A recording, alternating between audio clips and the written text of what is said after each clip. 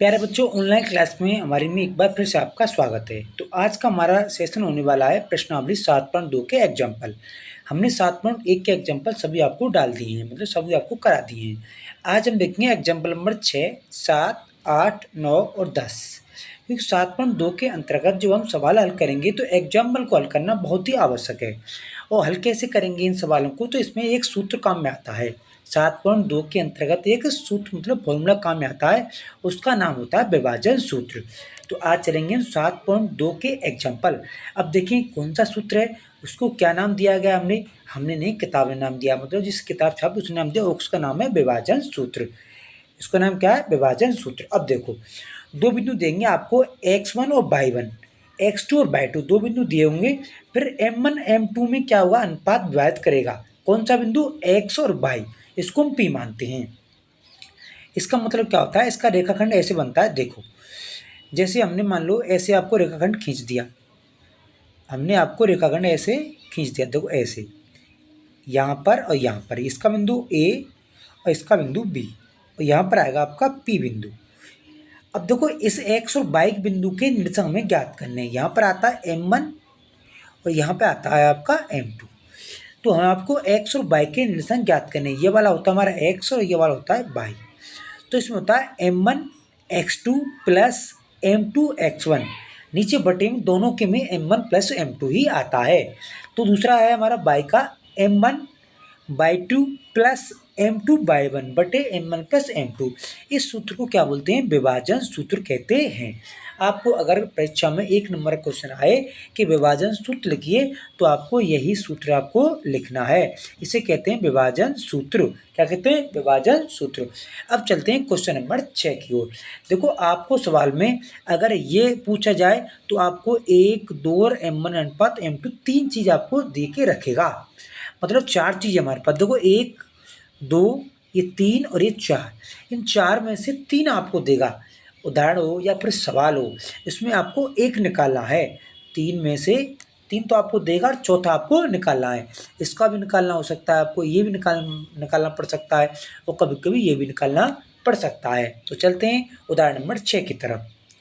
उदाहरण नंबर 6, देखो, उस बिंदु के निर्देशांक ज्ञात कीजिए जो बिंदु 4, -3 और 8, 5 को जोड़ने वाले रेखाखंड को आंतरिक रूप से, मतलब अंदर, एक तो y होता है, एक अंदर होता है, 3:1 के अनुपात में विभाजित करता है। तो देखो, सारा इसको बोलते हैं हम x1, इसको क्या बोलते हैं हम? x1, इसको y1, इसको x2, इसको y2। अब ये क्या हमारे x y1, इसको हमें क्या निकालना है। तो देखो, विभाजन इसमें ये होता है m1, ये होता है m2। तो विभाजन सूत्र लगाना है सबसे पहले हमको, तब हमको x मान निकालना है। तो देखो, सूत्र क्या होता है हमें? mx हमने ऐसे याद कराया आपको, mx और यहाँ से mx, नीचे आता है m1 प्लस m2। mx मतलब होता है 12, 21, मतलब m1 x2, फिर m2 और x1, ऐसे ये फॉर्मूला हमारे याद करना चाहिए। अब देखो, x मान निकालता है ऐसे, 3 धरी हमने, ये वाली धर दी। 3 क्यों है? m1 फिर x2 क्या है? 8, ये 8 रख दी, यानी कि मल्टीप्लाई 8 की 24 होता है, प्लस m2 1, फिर x2 x1, यहाँ पर कितना है? 4, यानी कि 4 1 4 और 8 की 24, तो 24 में से 4 जान कितना बचता है? 20। अब 20 बचता है यहाँ से। अब चलो जुड़ेंगे यहाँ से, 8 के 24 में 4 जुड़ेंगे, 28 होगा। 28 में 4 का भाग दोगे कितना आता है? 7, यहाँ से निकल के आता है।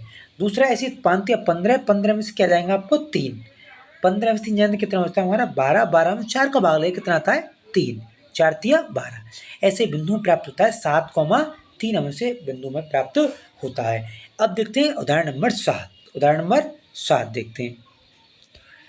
देखो, उदाहरण नंबर 7 में क्या पूछता है आपको? m1 अनुपात m2 आपसे पूछता है। क्या पूछता है? m1 अनुपात m2 आपसे पूछता है। तो देखो, इसको क्या करना है हमें? जैसे सूत्र में बताया सूत्र, उसको लगाना है, और लगाने के बाद फिर हमें बचगुणा करना है। अब देख तो कैसे, देखो इधर सॉल्व हो रहा है। तो यहाँ से हमने x1 निकाला, सॉरी यहाँ से हमने x मान निकाला फॉर्मूला, इससे यहाँ से निकाला y। तो यहाँ से x क्या? -4, और ये दे रखा हमारा फॉर्मूला। तो इसमें बराबर किया, बचगुणा किया, बचगुणा करने के बाद हमें एक का ही निकालना है। सिर्फ चाहे x से निकालो चाहे y का निकालो, दोनों से ही एक ही आंसर आएगा, मतलब एक ही अनुपात निकल के आएगा। तो हमने यहाँ पर क्या लिया आपको x, और जब x लिया है तो हमें x लेने के बाद फिर हमें क्या प्राप्त हुआ है, m1 अनुपात m2 7:2 प्राप्त हुआ।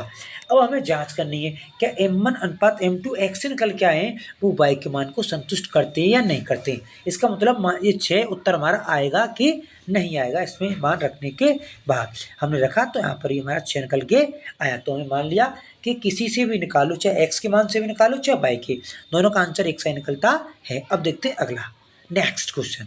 नेक्स्ट मतलब उदाहरण नंबर 8। देखो ए बिंदु दे रखा है यार, और इधर रखा है बी बिंदु, और ए बिंदु और बी बिंदु दोनों दे रखे हैं। अब क्या पूछता है, समत्रिभाजित कर लिया, सम माने समान, त्रि माने 3 विभाजन करना है। तो देखो एक यहाँ से, एक यहाँ से और एक यहाँ से। अब पी बिंदु निकालेंगे तो 1:2 हो जाएगा, अगर क्यू निकालेंगे तो 2:1 हो जाएगा। बस इतना आपको ध्यान रखना है बस। बाकी बाद ये x1, ये वाला x1, ये y1, ये x2 और ये वाला y2, इनको हल करने के बाद, मतलब मान रखने के बाद विभाजन सूत्र में, तो हमें क्या प्राप्त होता है, Q बिंदु, फिर क्या प्राप्त होता है, P बिंदु। दोनों P, ये पहला P बिंदु फिर क्या Q बिंदु, दोनों प्राप्त होते हैं विभाजन सूत्र की सहायता से। अब देखते हैं उदाहरण नंबर 9। उदाहरण नंबर 9 देखो, इसमें क्या पूछता है आपको, x अक्ष, देखो हमने कहा था कि किसी भी अक्ष की बात करें, x अक्ष की बात करें तो x लेना है, y अक्ष की बात करें तो y लेना है, दूसरा क्या लेना है आपको 0। तो इसमें y अक्ष की बात की है तो हम क्या लेंगे, यहाँ से लेंगे हम, देखो यहाँ से लेंगे 0, y। क्यों, इसमें x नहीं माना है हमें, क्योंकि y अक्ष की उसने बात की है तो x क्या होगा 0। तो इस 0 के माध्यम से ही x मतलब विभाजन सूत्र लगाएंगे, और x वाला इसमें 0 करके बच गुणा करके हम 0 में ये वाला चले जाएगा, तो माइनस के बराबर 5 बचेगा, के का तो पक्षांतर हो जाएगा तो प्लस की हो जाएगी, तो यहाँ से 5 आंसर निकल के आता है। तो 5 निकल के आता है तो हमारा अनुपात निकलेगा 5, तो यहाँ निकलता है यहाँ से 5:1 यहाँ से निकल के हमारा आता है। अब आने के बाद हमें मान रखना है, इसमें मान रखने के बाद हमारा दूसरा भी जो बिंदु है, जो y बिंदु, वो भी हमारा निकल के आ जाता है। तो ऐसे हमें इसको सॉल्व करना है। अगला क्वेश्चन, नेक्स्ट अंतिम 10वां उदाहरण। देखो इसमें पूछता है समांतर चतुर्भुज, ये चारों शीर्ष हैं, एक तो ये 2, 3 और 4। इसमें देखो ये समांतर चतुर्भुज की विशेषता होती है कि समांतर चतुर्भुज विकर्ण क्या करते हैं, परस्पर समद्विभाजित करते हैं। क्या करते हैं, समद्विभाजित करते हैं। तो मैं विकर्ण AC और विकर्ण BD, इन दोनों में से मध्य बिंदु होता है ना O, ऐसा समांतर चतुर्भुज होता है ऐसा। तो इसमें जो मध्य बिंदु जो ये होता है, ये बिंदु ये होता है ना, ये वाला बिंदु, तो ये वाला बिंदु क्या होता है, दोनों ही विकर्णों का क्या होता है, मध्य बिंदु होता है। तो देखो इससे निकालेंगे A, यहाँ से B और यहाँ से C और यहाँ से D। इसका निकालेंगे AC का, तब भी O के निर्देशांक निकलेंगे, इसको O मान लेते हैं। और BD निकालेंगे तब भी इसके O के निर्देशांक निकलेंगे। जब दोनों के निर्देशांक निकलेंगे तो समान होने चाहिए, तो हम दोनों क्या कर देते हैं, तुलना कर देते हैं। कैसे तुलना करते हैं, इस x की इस x वाले से, इस y की इस y वाले से कर देते हैं। तुलना करने के बाद हमें P का मान निकल के आ जाता है, P का मान हमें प्राप्त हो जाता है। तो देखो आज का सेशन हमारा यहीं पर समाप्त होता है। कल फिर मिलेंगे एक नई वीडियो के साथ, तब तक के लिए थैंक यू। अगर आप नए हो हमारे चैनल पर तो तुरंत हमें सब्सक्राइब करें, क्योंकि इस पर इंग्लिश और साइंस दोनों की क्लास लेकर जल्द ही आने वाले हैं। थैंक यू, फिर मिलते हैं एक नई वीडियो के साथ।